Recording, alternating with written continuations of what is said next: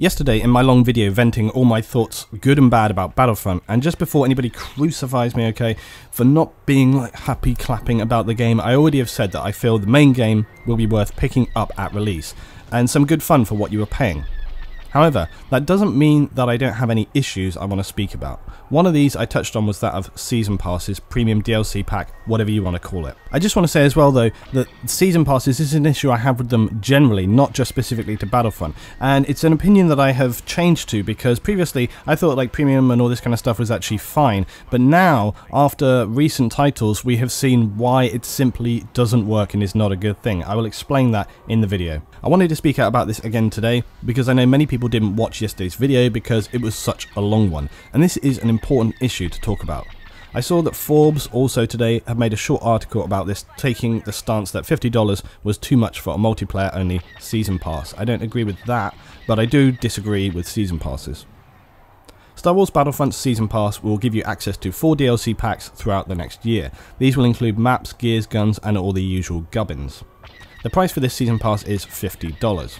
If you are purchasing a Season Pass at release alongside the main game, this means that we are back in the realms of $100 for your come one come all Star Wars Battlefront package. Now, as I explained yesterday, but also many times in the past, the cost is not actually an issue that I have with this. Of course, we could speculate about the worth of a product and its inherent value, but ultimately value is something decided by an individual. It's either worth it to you and you buy it, or it's not worth it and you don't. In fact, if you split that across 4 DLC packs, you're paying about $12 or £8. Of course, it wouldn't be £8 in the UK. Most likely it's going to be more like 10, or if you bought it standalone, I guess about 15 or something. So is this a decent price? I would say it's probably, in the scheme of things, about right. They likely won't be releasing just one map per pack. I would imagine the standard 4 maps will be included, maybe a couple of guns and some other things, maybe even a game mode. Now, the Forbes piece did hit one thing on the head, and that was DLCs fragment the community. This is something that has been talked about a lot in the past, but with little resolution or statement from producers or devs. Probably because everyone knows it's a big problem, but no one really wants to deal with it. In yesterday's video, I spoke about how DLC and expansions in the past were not there ready to go at release. They were something which happened later along the line, when the developer could see that the game had a strong audience and was waiting for more content. In this process, it meant that the community would generally be less fragmented, because the players would be there waiting to go on to the next stage. But now, it's automatically assumed that the audience for the game will be there and waiting for new content. Now, whether or not it will be, another issue is with the quantity in the DLC pack. Producing 4 DLC packs seems a sensible amount on the face of it, as it could be just enough content to keep people interested until the next DLC is released. In fact, I would expect that this has been statistically analysed to assess the optimal time to release content to maximise that period where people are just waning from the last pack and are hungry for more. The only problem is that as the game goes along, some people may not feel like spending out, and so what you get is a decreased pool of players. And this is nothing new, all games have this. As you go along, your player pool for the game decreases because people leave or whatever, but then DLC only exacerbates that fragmentation. You may also find that some DLC maps stay popular then for a short period of time and are then consigned to the graveyard.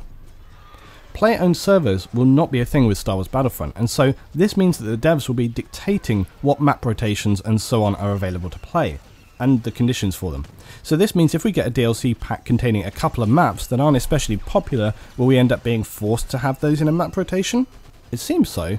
I would assume it also means players with or without DLC packs will be filtered into server rotations accordingly, and again that's going to split the player pool.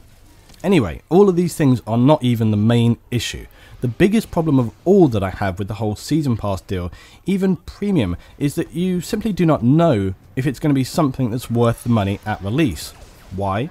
Well, prior to Hardline and Titanfall, the Battlefield 3 and Battlefield 4 Premium DLC packs seemed like a good idea. You know you are going to be getting the DLC packs anyway because you are a committed Battlefield community member. So picking these up a little cheaper plus some extra bits and bobs seems like a pretty good idea, right? Well, that's how I felt as well until Titan Hardfall line happened.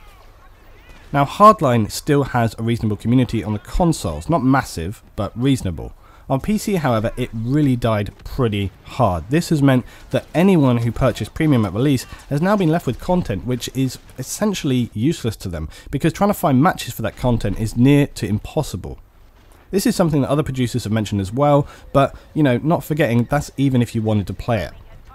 So when it comes to Star Wars Battlefront, offering a season pass up front for the same price as the standalone game, you can't help but feel, why would I purchase this when I have no idea how the release game will feel? You have no idea how quickly you will get bored of the content, and most importantly, you have no idea how long the community will support the game.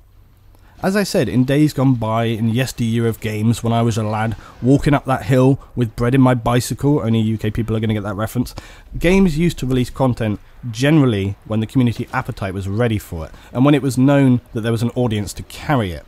This has changed. Now DLC content is not just ready to be sold out the gate, it's being sold before the game is even released. This just shouldn't be allowed.